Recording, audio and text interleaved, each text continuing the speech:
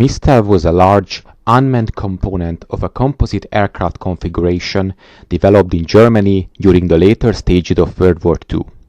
The composite comprised a small piloted control aircraft mounted above a large explosive-carrying drone. The most successful of these used a modified Junkers Ju-88 bomber as the Mistel, with the entire nose-located crew compartment replaced by a specially designed nose filled with a large load of explosives formed into a shaped charge. The combination would be flown to its target by a pilot in the fighter. Then the unmanned bomber was released to hit its target and explode, leaving the fighter free to return to base. The first such composite aircraft flew in July 1943 and was promising enough to begin a program by Luftwaffe, the German Air Force, eventually entering operational service.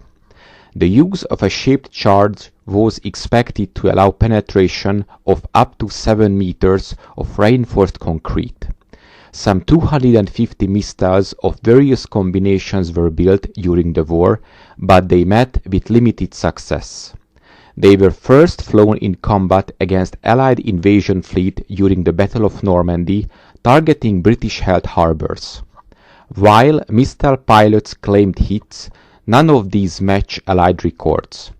Serious blast and shrapnel damage from a near miss was suffered by HMS Neath, being used as a floating headquarters on the 24th of June. 9 men were killed and 26 wounded, and Neath was towed back to England for repairs.